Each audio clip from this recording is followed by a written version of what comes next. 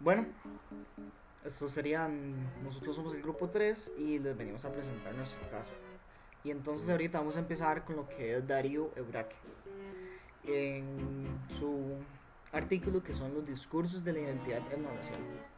Entonces, por aquí él nos explica de cómo etnias indígenas, mayormente lencas, esto fue en 1995, que estos, bueno, y también afrodescendientes, eh, marchan hacia Tegucigalpa. Okay. Bueno, esto se hace para reclamar al presidente Carlos Roberto Reina cosas que él les había prometido y que él se había hecho el compromiso de cumplir y no las cumplió. Entonces, por otro lado, este presidente afirma de que la población de Honduras es mayormente mestiza. Para complementar eso que dijo el presidente de que la población es mestiza mayormente, en 1950 se establece lo que o se oficializa lo que es la desaparición de los indígenas en Honduras. Primero que todo por la fecha en que lo hacen los indígenas, que hacen esta marcha, que es el 20 de julio. Este es el día de Lempira. Lempira fue un cacique indígena lenca que murió luchando por su territorio, defendiéndolo contra los colonizadores. Entonces, Lempira lo que es una figura que representa lo que es la libertad y la lucha del pueblo y la rebelión. En el censo de 1910 se revela que la población es mayormente indígena, que un 61.1% de esta es indígena y que solo un 9.6% es mestiza. Después de esto, con los años, el gobierno hondureño lo que quiso fue, por decir así, un esfuerzo para clasificar la población como mestiza. En 1926-1929 se decreta una ley de inmigración que esto impedía la entrada de ciertos grupos, que entre estos estaban los negros. En 1934 se reforma esta ley. Bueno, entonces esto fue todo más o menos como por lo que... El segundo artículo contenía otra lectura titulado La costa de los mosquitos y la construcción del Estado de Nicaragua por Judith Hooker. Busca poner en evidencia la manera en que el etnonacionalismo jugó un rol dentro de la construcción del Estado de Nicaragua. Hace esto poniendo de ejemplo la relación entre el gobierno y los habitantes de Nicaragua, predominantemente mestizos, con lo que en el momento era una zona autónoma conocida como la Costa de los Mosquitos, cuya población era predominantemente indígena y creol, que significa afrodescendiente de herencia británica. Bueno, las principales conclusiones que se pueden hacer de este artículo se basan alrededor de que la autora llama la misma la misión colonizadora y civilizadora nicaragüense y cómo esta influye en la reconstrucción del Estado de Nicaragua. Se busca enseñar, como siempre, han existido una desigualdad marcada entre individuos de las distintas razas, religiones y clases, y más aún, como esta se ve validada por las instituciones gubernamentales. Como evidencia para esto, la autora proporciona extractos de discursos de representantes oficiales y resalta cómo estos se impulsan los estereotipos racistas, como por ejemplo la idea de que los nicaragüenses eran civilizados y los habitantes de la isla de los mosquitos eran salvajes e incapaces de autogobernarse, por lo cual impulsa la idea de que el gobierno central de Nicaragua debe intervenir y nicaragüenizar y civilizar el área. Más aún, el apartado hace énfasis en cómo los procesos discriminatorios que se llevaron a cabo durante este periodo han tenido consecuencias resonantes a través de los años. Los estereotipos con respecto a la zona del Caribe, inclusive la idea de que son incapaces de gobernarse por motivos raciales, aún prevalecen hoy en día. Además, las barreras y las limitaciones que se instituyeron durante este periodo con respecto a solo otorgarle la ciudadanía y el voto a un selecto grupo han ocasionado que durante la historia de Nicaragua se cree una gran desigualdad entre aquellos que son excluidos, que no tienen voz ni voto, y aquellos que pertenecen y ven sus derechos variados por un gobierno y marco jurídico. Por ende, se crean barreras y limitaciones al ejercicio pleno e igualitario de los derechos, y se evidencia una de las maneras en que procesos sociohistóricos han llegado a fomentar la desigualdad estructural en Centroamérica.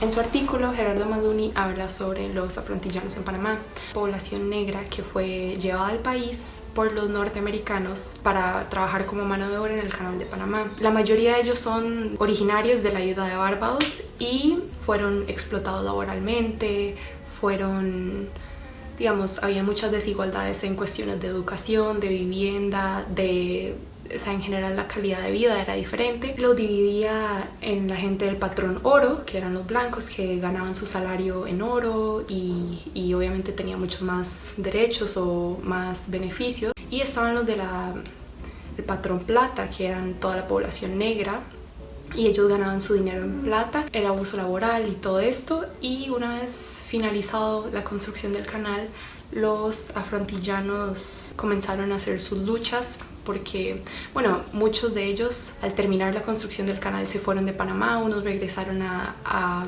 su país, otros se fueron con otras empresas a trabajar, pero muchos de ellos se quedaron en el país.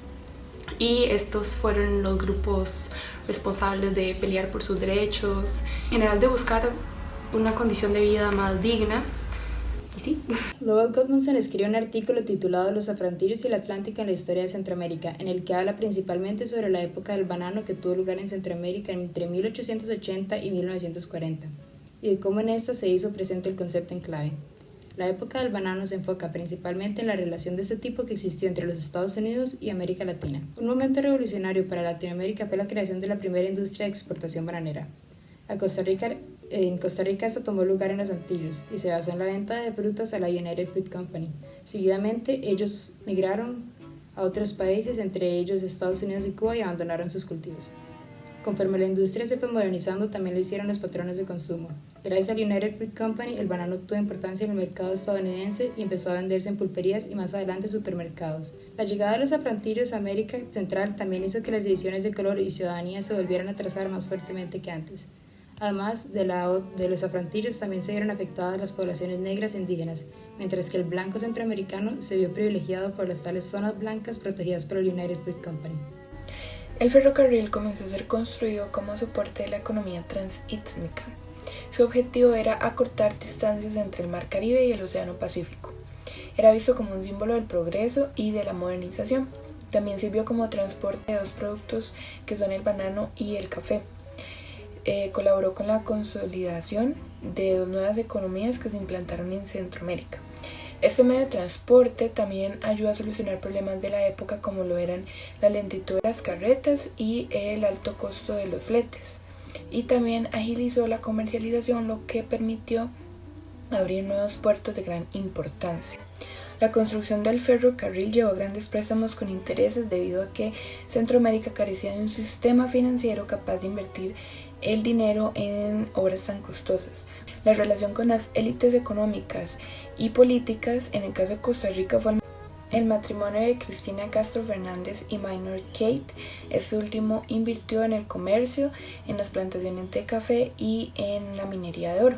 En el caso de Honduras se interesaron en la política, específicamente en los candidatos que eran afines a sus intereses. El ferrocarril y el banano fueron la fuente de las migraciones que nutrieron étnica y culturalmente a los lugares donde se establecieron. Las inmigraciones diversificaron y crearon nuevas formas de relaciones sociales y de pertenencia, sumando idiomas, religión y mestizaje a la identidad nacional y regional de Centroamérica. Centroamérica tiene un trasfondo histórico en el que ha sido víctima de grandes rechazos sociales por su raza indígena, desde que los españoles llegaron a la costa del continente americano para colonizarlo.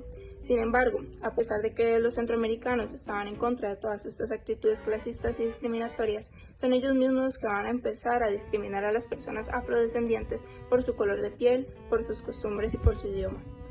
Cuando estas personas se adentran a las costas caribeñas, sufren discriminaciones raciales, tanto por las potencias internacionales como por los países centroamericanos, quienes con su gobierno los silenciaron cada vez que ellos intentaban alzar su voz en contra de las condiciones insalubres de su trabajo, y también cada vez que intentaban protestar sus libertades.